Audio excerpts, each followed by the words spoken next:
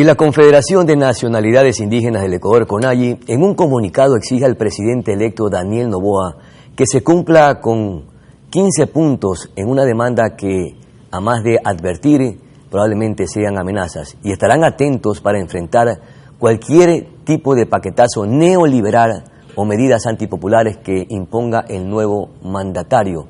Sobre este tema conversaremos con Salvador Quispe, ex asambleísta de Pachacuti. Muchísimas gracias, Salvador, por atender esta entrevista, este diálogo con Noticias Soromar.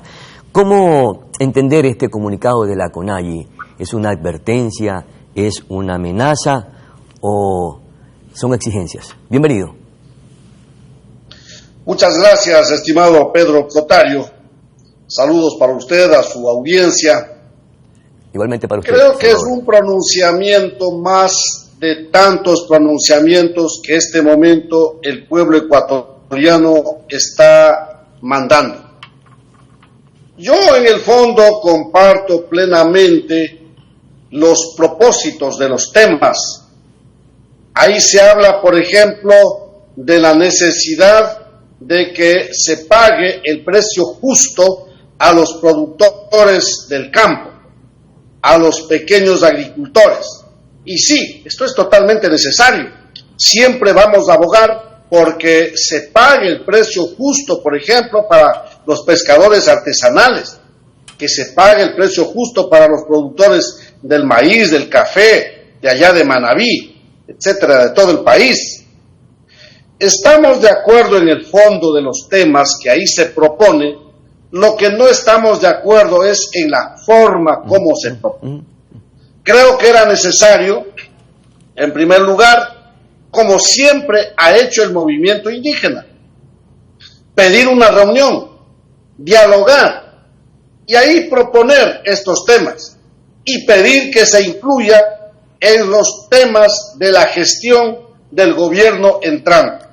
La forma como se ha planteado es lo que ha dejado muchas incógnitas en el sentido de que habrían amenazas, cosas de esa naturaleza. El movimiento indígena no está amenazando a nadie, no tiene ninguna intención de amenazar a nadie. Tenemos sí una esperanza, ahora que se va a iniciar el nuevo gobierno. Si con el saliente no tuvimos la atención necesaria, tenemos la esperanza que con el nuevo gobierno vamos a tener esa atención. Pero eso hay que canalizar por las vías apropiadas y el movimiento indígena históricamente ha venido pidiendo el diálogo. Más allá de que el diálogo no ha servido en su mayor parte de las ocasiones, los gobiernos han utilizado solamente para tomar la fotito y justificar un supuesto diálogo. Pero del lado del movimiento indígena no vamos a dejar de lado ese instrumento, incluso con el nuevo gobierno. Entonces, yo creo que en el fondo los temas son necesarios para el Ecuador. En la forma es como nosotros no estamos de acuerdo y sí estamos pidiendo que se convoque a una Asamblea Nacional de la CONAIE para allí juntos encontrar los mejores mecanismos y seguir, obviamente, insistiendo en los temas que están planteados desde hace rato y que están pendientes todavía. Claro, Salvador, porque lo más coherente ante un presidente que todavía no asume el mando, era necesario entrar en esos acuerdos, en esas conversaciones, en esos diálogos, para priorizar las necesidades que son sumamente importantes y que muchas de ellas han sido desatendidas. Se está tomando atribuciones, facultades, el presidente de la CONAIE, en la que están en desacuerdo quienes conforman el Consejo de Nacionalidades Indígenas, y mire usted que también hay otros sectores sociales están presentando desacuerdos y rechazo a la postura del presidente de la CONAIE, Leonidas Issa. Eso pasa porque no se hace un trabajo más consultando, ¿no? Se expresa una decisión más personal. Estoy seguro que si se hubiera convocado a una gran asamblea, se hubiera hecho un análisis más profundo y dadas las circunstancias, ciertamente, si el gobierno ni siquiera inicia su gestión, entonces hay que encontrar los mecanismos de acuerdo a las circunstancias que estamos atravesando. que es un gobierno de derecha, todas esas cosas efectivamente sabemos. Claro, pero primero se agota el diálogo por sobre todas las cosas para posteriormente sí hacer las advertencias necesarias. Correcto. Es desatinada la posición y la postura de Leonidas Issa. Mire usted, lo que estamos preocupados es que probablemente, y es porque incorporé dentro de los términos amenazas, porque dentro del comunicado dice que se advertirán o estarán advertidos y estarán atentos para enfrentar cualquier paquetazo neoliberal, esto lo dice en el comunicado, o medidas económicas antipopulares que imponga el gobierno. Es probablemente entonces una especie de amenaza y hasta de desestabilización ante un gobierno que todavía ni siquiera empieza a posicionar su estrategia política gubernamental. Por eso señalo que en todo caso debemos esperar y nos pronunciaremos en su debido momento, en función de los hechos. Pero también tenemos que señalar otros asuntos, no necesariamente para el gobierno venidero. Este momento, mi estimado Pedro Clotario, este momento, fíjese usted, luego del estiaje, se viene todo un negocio para quienes están este rato al frente de la cartera de energía y minas. Ha sido aprovechado para la importación de la energía eléctrica de Colombia a un precio de 60 centavos, 57 centavos, 35 centavos del kilovatio hora, pagando millones y millones de dólares. Compran el kilovatio hora en el caso más barato, porque en otros casos pagan 60 centavos, en el caso más barato pagan 35 centavos del kilovatio hora para vender entre 5 y 9 centavos el mismo kilovatio hora para las empresas mineras, para las empresas petroleras.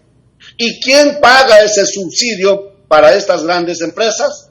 El bolsillo del pueblo ecuatoriano. Eso deberán pedirle al próximo presidente que revise ese tipo de... O sea, eso hay que decir ahora. Eso no podemos esperar que llegue el nuevo gobierno. Y claro, ya cuando llegue el nuevo gobierno habrá que decirlo también. Pero eso se lo decimos hoy al ministro Fernando Santos Albite. ¿Cómo así? Con esos negocios que le perjudican al bolsillo del pueblo ecuatoriano. Por otro lado también, acaban de firmar el decreto MEM-2023-0019-AM, a través del cual autorizan la importación del gas natural. Cuando aquí en el Ecuador se nos queman millones y millones de metros cúbicos de gas natural. ¿Cómo así?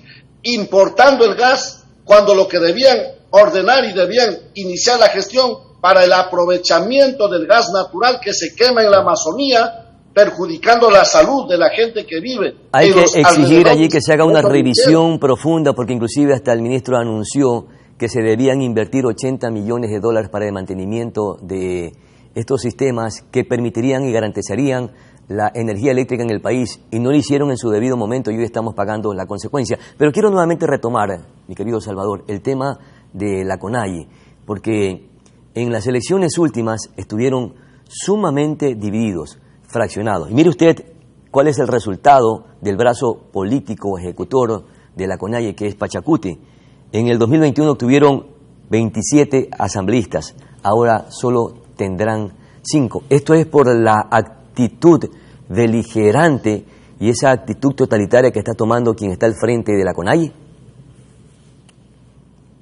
Hay una serie de factores que ha conllevado a que nos quedemos sin representantes, Pedro Clotario, no porque el pueblo no haya votado por Pachacuti. Son dos cosas muy distintas. No es que el pueblo no votó por Pachacuti, el problema es que Pachacuti, por los problemas internos, no presentó los candidatos. Entonces, una cosa es no tener representantes por no presentarnos al juego, otra cosa hubiera sido, nos presentamos y nos golearon y perdimos. Claro, y también tuvieron un candidato presidencial que quedó en quinto lugar, es decir, que sí hubo una especie de rechazo de la ciudadanía. No, Pedro Clotario, Pachacuti no presentó candidato al binomio presidente-vicepresidente de la República, Pachacuti no presentó la lista de asambleístas nacionales y presentaron candidatos en ciertas provincias y no en todas las provincias como debía haber sido. Por lo tanto, no nos presentamos, hay una serie de factores que conllevaron a eso. Yo creo que sí, los problemas internos, los desacuerdos, en fin, por un lado, pero también de eso se frotaban las manos los dueños de RC5. ¿Quiénes son los dueños de RC5? Los que se beneficiaron en los 10 años de gobierno de la supuesta revolución, es decir, las grandes empresas multinacionales, llámense petroleras, mineras, Carlos Slim de telecomunicaciones, dueño de RC5, seguramente estaba frotándose las manos y agradeciendo a Dios porque Pachacuti no presentó candidatos. Ese era el propósito que tenía. Salvador, ¿será que Leonidas Issa tomó partida en las últimas elecciones y ese también es uno de los factores el cual ha debilitado al brazo político de CONAIE, que es Pachacuti? Así es. Leonidas dijo públicamente que él quería ser candidato a la presidencia de la República. Una intención respetable. Posteriormente, el coordinador nacional de Pachacuti, Marlon Santi, pidió públicamente, por escrito, que Leonidas Issa asuma la candidatura a la presidencia de la República. Correcto. Leonidas Issa debió haber asumido, haber enfrentado y haber dado un buen resultado, no solo para el Pachacuti, sino para el pueblo ecuatoriano. Sin embargo, en vez de asumir, luego de pedir y luego de que se lo dieron por escrito, no asume y más bien manda un mensaje diciendo: acepto la candidatura siempre y cuando renuncie el coordinador nacional de Pachacuti. ¿Cómo así? Claro. Eso tenía una clara intención de no permitirle a Pachacuti que presente candidatos. ¿Para qué? Me pregunto. ¿Para favorecer a RC5? ¿Acaso ellos estaban pidiendo eso y trabajaron para eso? Lo que sí está claro es que no permitieron, porque ya dijeron que no asumían la candidatura a última hora, y cuando Pachacuti quiso buscar otro candidato, se nos vino el tiempo encima. Entonces, claro, ¿Y para cuándo estarían convocando a esa reunión para tomar decisiones más contundentes y categóricas? Y si existiría la posibilidad de que haya una depuración al interior de la CONAIE. Al interior de Pachacuti, más bien. En la CONAIE, organización a la que yo también represento, o soy parte, perdón, ¿no? Yo también soy parte de la CONAIE, pero en la CONAIE hay una diversidad de afiliaciones políticas, ¿no? La gran mayoría estamos en Pachacuti, pero hay ciertos compañeros que están en otros partidos políticos. Respetamos eso no podemos nosotros obligar, es una cuestión de voluntad, como a todo ecuatoriano. Los ecuatorianos saben en qué partido político quieren estar. Entonces sí, dentro de Pachacuti debe decirse con claridad: estaremos aquí los que queremos luchar para que Pachacuti siga adelante y responda a los intereses del Ecuador. Y los que no quieren estar en Pachacuti, quieren estar en otros partidos políticos, están en su derecho. Entonces eso es lo que habrá que seguir trabajando en adelante. Perfecto, mi querido Salvador, muchísimas gracias por atender esta conversación con Noticias Oromar, y nosotros nos preguntamos si es que la CONAIE tiene la facultad o la calidad moral para exigir o amenazar a un gobierno cuando no tiene tanta representatividad en la Asamblea Nacional. En todo caso, esa respuesta la tienen ustedes, ecuatorianos. A la pausa publicitaria retornamos. Muchísimas gracias, Salvador.